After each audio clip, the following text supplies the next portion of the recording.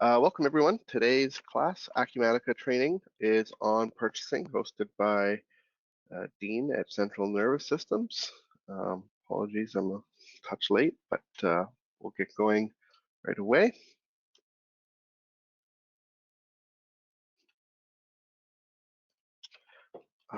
So just a recap on what we offer here at Central Nervous Systems, weekly training classes covering different topics. This week, we're going to be looking at the overall purchasing, procurement, requisition workflow that Acumatica has available. And all of our other training classes can be found at acumaticaengineering.com/acumatica-training. Again, these are weekly, so if we look here on the right-hand side, we've got purchasing today, April 27th. Next week, we'll have a look at accounts payable, and the week after that, we will look at time and expenses. All right. This class and all others are recorded and available to you. Those can be found at acumaticaengineering.com/maintenance-classes. And of course, with these webinars, we have the option to have questions answered at the end of the presentation. So please use the submit questions through the question box that's part of this webinar application, and we'll answer as many as we have time for. And if we don't have time, we'll post a video with the answer on our blog, which is found at acumaticaengineering.com/blog. So what we're going to cover today is listed here in our agenda. We're going to look at the overall purchasing overview. We'll have a discussion about what the difference is between purchasing and procurement. We'll go through the purchase workflow, which includes request, requisition, order, and receipt. We'll talk about land and costs, and then we'll have a review.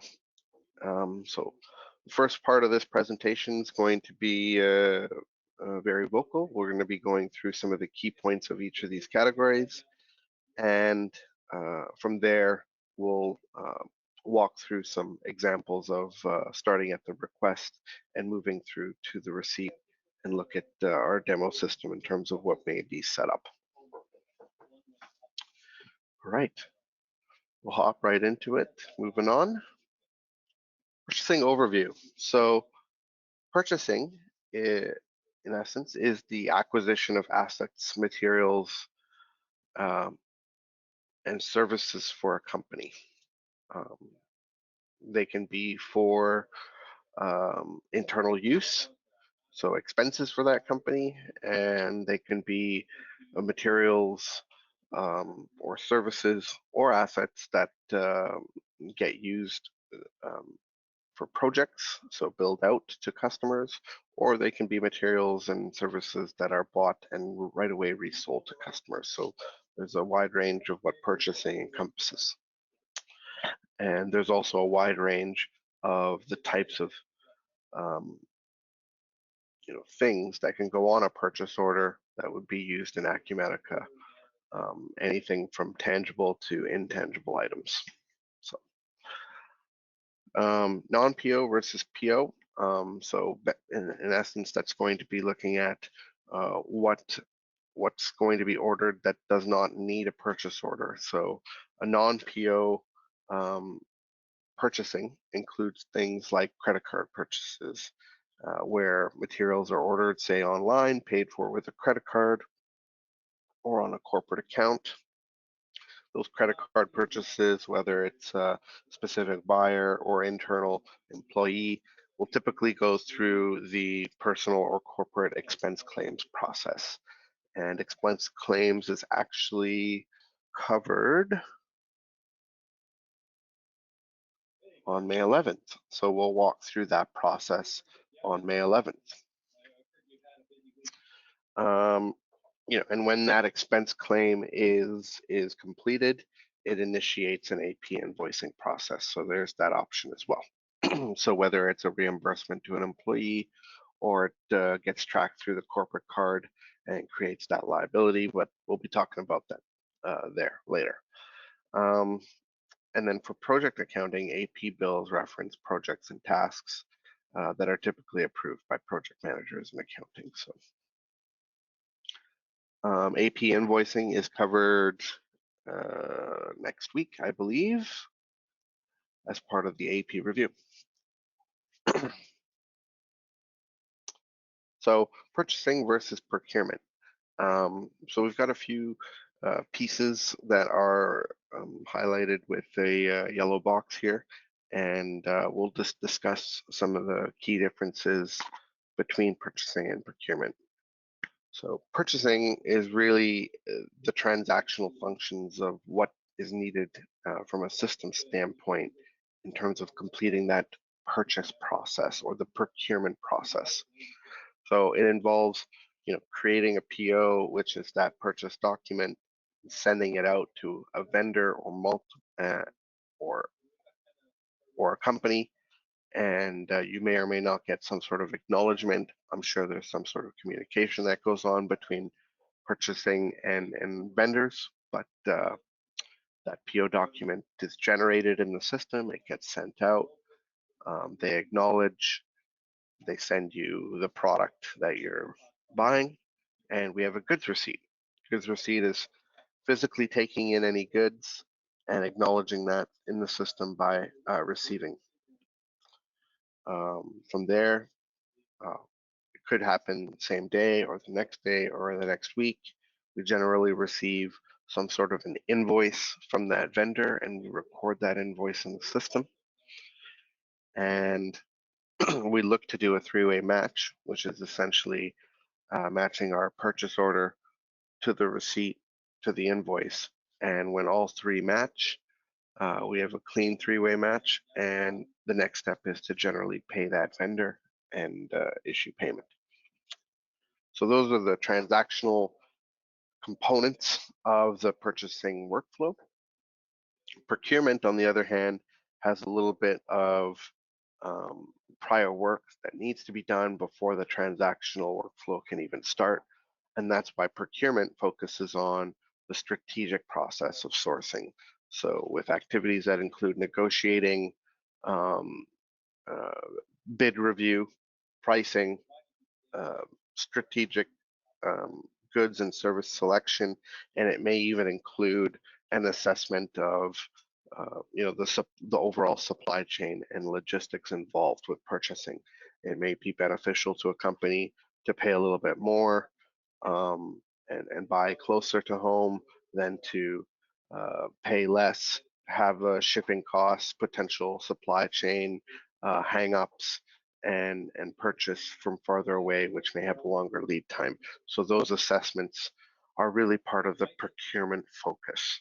Um, and in terms of some of the key components of procurement, we've got an identification of what the company needs from a goods and services perspective. So again, those can be internal needs or they could be external needs. We're submitting a purchase request. We're getting back information from these vendors if that request went out to multiple vendors. We're assessing and selecting which ones we want to go forward with. We negotiate price and terms, and from there, the transactional components can begin. And so we'll create the purchase order, receive and inspect those goods, three-way match, and then approve the invoice and arrange payments. So part of our chat today and demo will be looking at some of the components in Acumatica that help with this procurement process.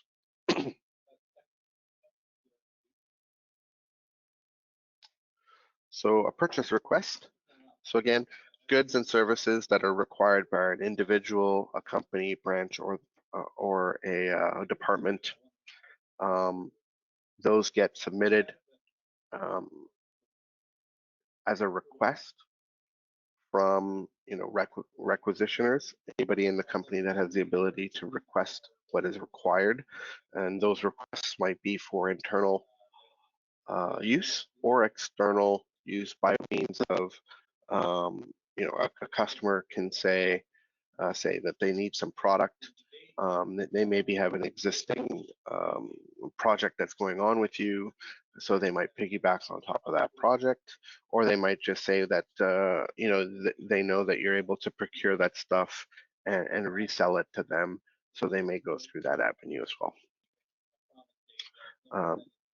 So internal requests typically reference a company cost of goods or expense account. So that might include like anything tangible or intangible, services or goods. So if we're buying a computer for the company, maybe we've hired somebody new in the office and they need a new computer. So we're buying a computer and we're expensing that charge. We may be leasing an office space, and so we're processing that lease charge through a purchase order, and we're expensing it to lease expense, and that's all going to be set up based on the vendor and what you're buying from a system standpoint, and they'll all be tied to expense accounts and a sub account as well as budget evaluation. And like anything in Acumatica, the approval workflow is based on Acumatica's approval maps. So certain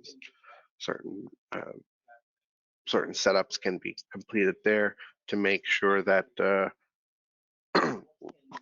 correct people are approving the correct purchase requests.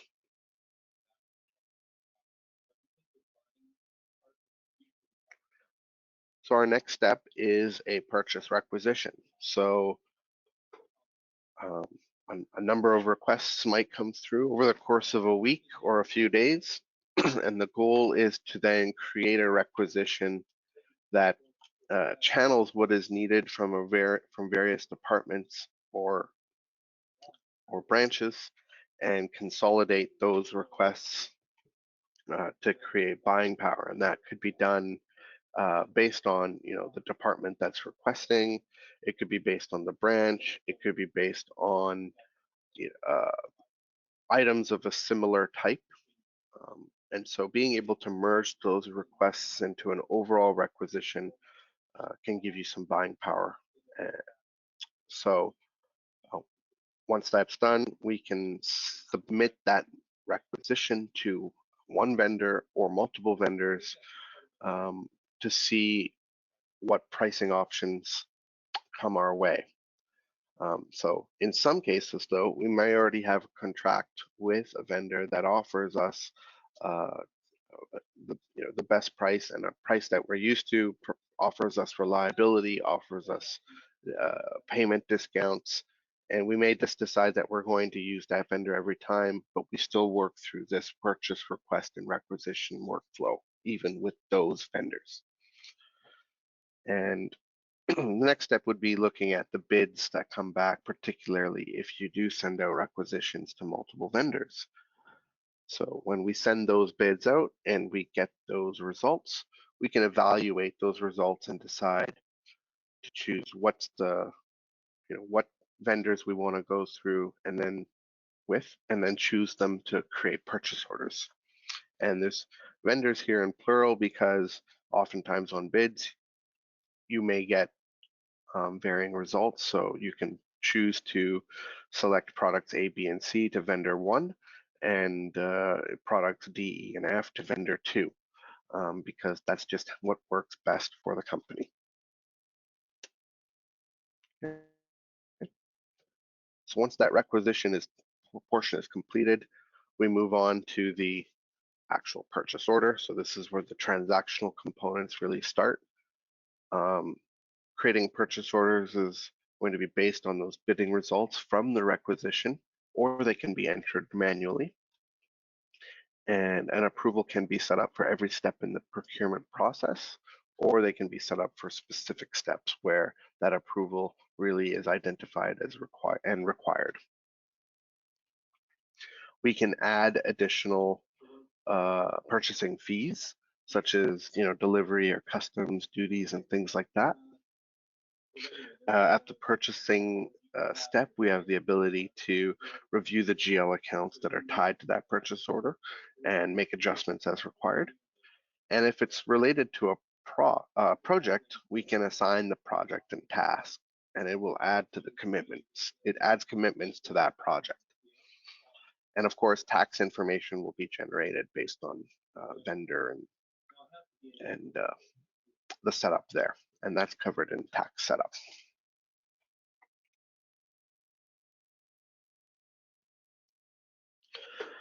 So once a purchase order is created, it then provides us with the ability to complete the purchase, receipt, or return when goods come in. So when goods are received against a PO, the quantity equals the received quantity. Once that received quantity is posted, it will map transactions to the inventory subledger as well as to the GL. Should you receive 10 items and one piece is broken, so we want to issue a return, returns need to go against a previous receipt. And so the quantity equals for the return quantity when issuing those returns. Okay, pretty quick piece there. Landed cost. So landed costs are really about being able to capture third-party costs and embed those extra costs into the value of inventory. And typically what we want to do is spread those costs against items received. And there's various methods or methodologies to how we may or may not want to do this, but typical options include spreading that landed cost based on the value of the goods. It could also be based on the weight or the quantity of the goods. But ultimately, what we want to do is take those extra charges that are payable to a third party and include them into the value of the inventory that's being received. So an example would be, I'm receiving $1,000 worth of goods from a vendor, but I have to pay, say, $200 for FedEx to ship them in. So, you know, if I'm receiving 10 items, instead of it being $100 per item, I want it to record as $120 per item. 1,000 plus 200, 1,200 divided by 10. So for inventory items, landed cost is posted as an inventory adjustment to increase that inventory value and offset the landed cost accrual. For non-stock items, the adjustment to the expense account for the receipt item, and for fixed assets, adjustments to fixed assets clearing account. So ultimately, it's about taking those third-party costs and adding them to the value of what's being received. Okay, so let's have a look at what's available in Acumatica. So we're talking about purchasing today, so let's have a review of the workspace. Again, our purchase order transactional pieces are all related to forms here. So we've got requests, requisitions, purchase orders, and receipts. These are all going to drive off of our setup in vendors that may or may not include a catalog of vendor prices and vendor inventory. So if we have a good history with vendors, we likely have a good history of what they have available, and we can set that up in terms of creating vendor inventory, what they sell. And from there, we can also establish and create vendor prices for what they sell so that we have it, you know, in our books that we could reference anytime. So this is a key benefit to, you know, recording information that you have with vendors, particularly vendors that you've used over the, you know, over a good amount of period that you can bring in that information for. New vendors, of course, you'll want to start new records. And then on here, on this right-hand side here, we've got some processes. So we can create purchase orders or release purchase receipts. Releasing purchase receipts is something that can be done manually, or it could be set up on a timer to release those receipts. And then in terms of requisition process, we've got a few processes within requisitions that pick up requests to create an overall requisition and create orders from those requisitions. So let's have a look at what we have, over here. If we can follow, something and maybe even create new ones. So within the requests here, this is an old database, but let's have a look at what might be available.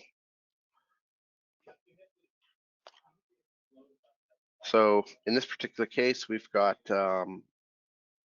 requester John, who's requesting electronics for an upcoming trade show. So he's requested 5 sets of this Bose noise canceling headsets. He's got an estimated unit cost that may be based on past purchase or something that he's looked up. He's looking for 5 Bose Bluetooth headsets, and he's looking for 2 Samsung televisions. And so this is his overall request that he's put through for a total of $2,143. And he's put in a required date and a promised date, which doesn't totally make sense, but yeah, he's requested it on the 16th. He's promised it for the 19th and required by the end of the year. So that's pretty patient. Okay. So that's what a request will look like. From there, he's taken it off hold. And from here, we also have the ability to cancel the request altogether. So we'll have a look at another one here, another open one. So over here, we have a request for a new laptop, $239, pretty basic. And so let's try and generate one ourselves just to see how that works. So a new reference number will generate. I'm logged in as Maxwell Baker, so this is the request by. And from here, we can start to add what we're looking for. So we can also put in a description. So new hardware for office. And maybe we need computers. So maybe a Dell desktop. Maybe we need 2 of them. And hardware. No. Computer. And maybe a Lenovo laptop. Maybe we need one of those. But I've received an update on the price. It's actually gone up to $545 maybe. So we can make that distinction there. And go save. We'll get our generated reference number, and it's still on hold. And when it's on hold, it's not going to be visible at the requisition stage. So in order for me to make it visible, I've got to take it off hold. Okay. And it's open. Now, based on the person who requests it, they may or may not need extra approval. I'm logged in as an administrator, so it gets automatically approved. So we save and close that. So now that we have open requisitions or open requests, we can then go and say, let's create requisitions. So from there, we've got a number of different requisitions that are open that we can then decide, okay, how do we want to consolidate these to create buying power? And so there's a couple of different options. We can evaluate it based on the shipping destination type. We can evaluate it based on department. We can evaluate it based on who's requested it. On odds are it might be needed. And then we can also evaluate it based on what's needed right away, based on the required date. Another option is to look at like items and base it on that. So in this case, we've got Acer laptop here, Acer laptop, Dell desktop, Lenovo laptop. So those are computer goods. Maybe we've got a good vendor for that information. And so we can select those items and move forward. Let's just try something unique. And let's see if we can grab these 3 on the request, and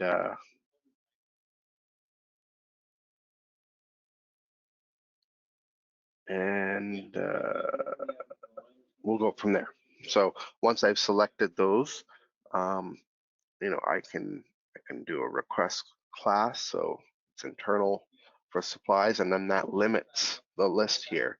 So keeping these things wide open will show us everything that's open, and we can limit it by these different filters here: vendor, location, request by. Okay. So once I select the 3 that I want to consolidate into one requisition, I can hit process. And of course I get an error. It might be too old. Oh, the value products, ship products cannot be found. Okay, so let's go back to those requests and see what the ship to issue is. Shipping instructions. So to make adjustments here, we have to change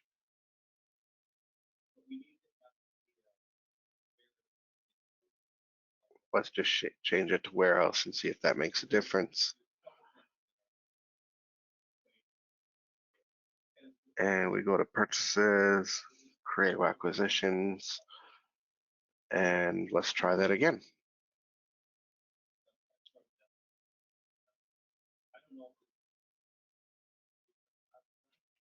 Great. So now I've got a requisition. I've made sure that, from a procurement standpoint, my account and my sub account is populated. There's a couple other things that we can do here. It shows us what's available on hand and available for shipping for each line, I believe.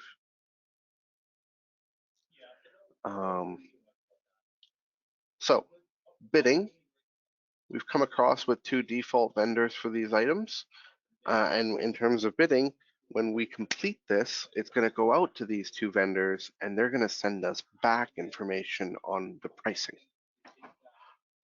If we'd like, we can add another vendor. Maybe we've got a new vendor for this. So let's see if we can find, tech.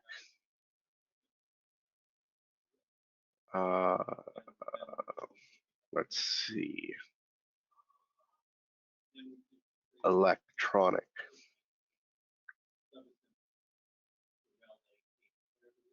Maybe we can add this one, Florida Electrical. And we don't know the lead days, so we'll get that information back as part of the bidding process. So we'll hit save on this. Here are purchase orders that are created as a result of this requisition, but the bidding process is going to send this out to 3, and then from there, the bidding is going to come back. And reviewing and processing bidding is something that we'll cover in a different session, and I believe it's also covered on our blog. But bidding is completed at the bidding responses stage over here, and that's ultimately where we end up picking a vendor that we're going to send out this purchase orders to. So from there, we can look at bidding, and maybe we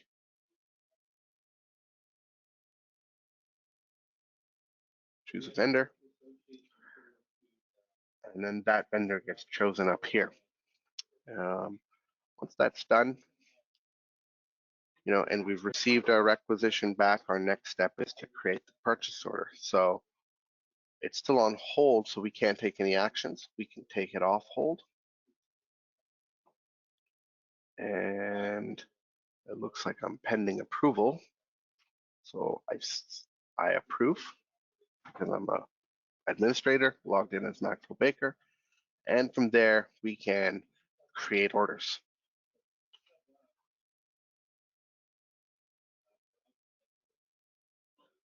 Let's see if that works. Okay.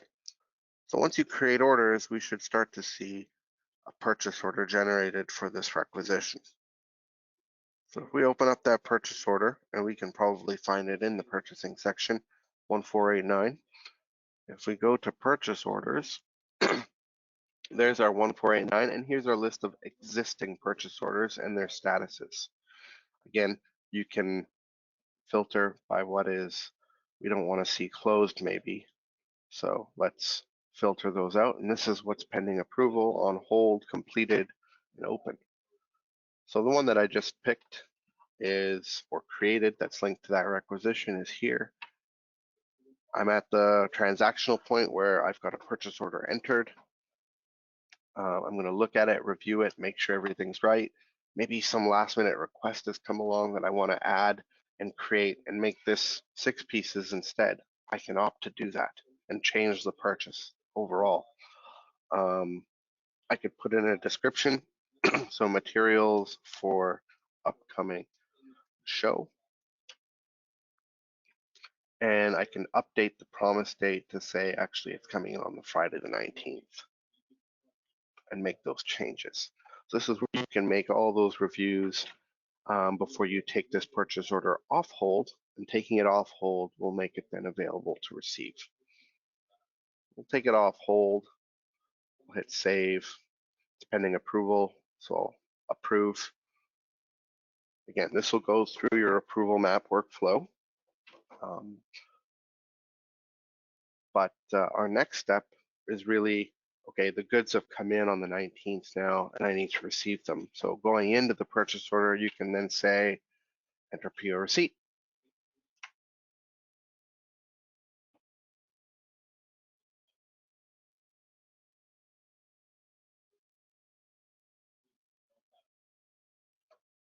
So I've got a receipt here, order quantity, open quantity, received quantity. So our received quantity is going to default to the order quantity.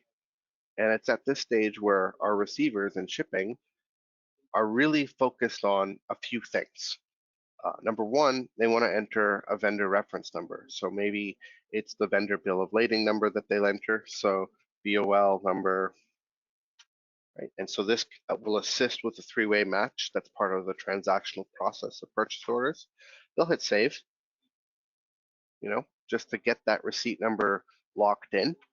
And from there, they really want to focus on the receipt quantity. So did I receive 6 Bose Quiet Comfort noise canceling headsets? Well, the BOL says that I only received 4, and there are 4 in front of me.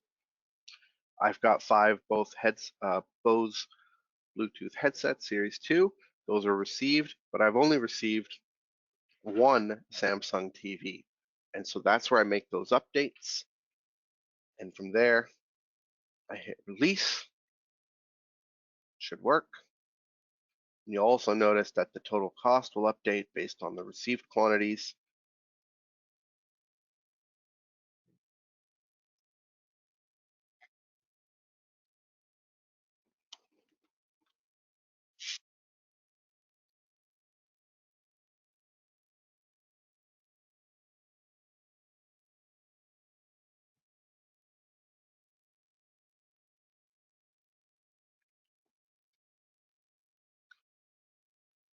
It's taking a second here. It looks like it completed.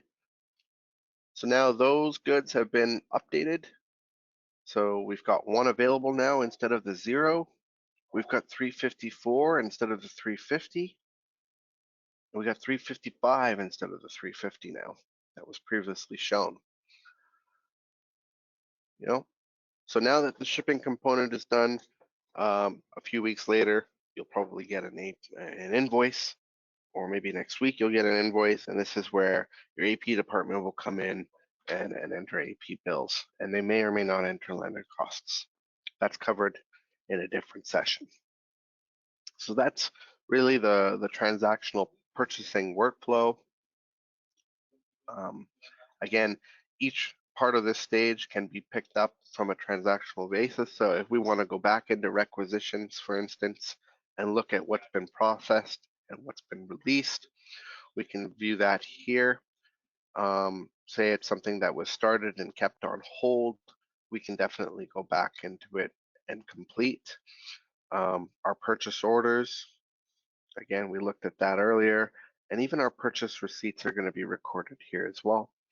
So let's see if we can find the one that we just did. Because remember, issuing a return on any of these items is going to require me to reference a purchase receipt. So here's that receipt from I'm covering computers. You know, if I wanted to return something, I would have to return it against a particular receipt. And that could be done here. Okay. So heading back to our presentation, we had a look at the overall purchasing overview. We discussed the differences between purchasing and procurement, and we had a chat and review in Acumatica on the 4 key components of the transactional process. So looking at purchase requests, requisitions, orders, and receipts. And then we touched on landed cost.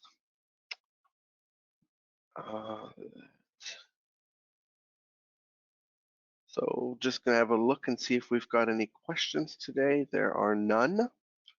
So I will wrap things up by saying thanks for joining. Again, we've got weekly training classes covering different topics. So please have a look at our schedule, which can be found at acumaticaengineering.com/acumatica-training. Hope to see you next week for the accounts payable review, and the following week for time and expenses, which were both brought up in today's chat and referenced. So if you're curious about those topics, please join us for the next 2 weeks. Again, this class is recorded and will be available at acumaticaengineering.com/maintenance-classes. All right then, thank you very much. Have a good day.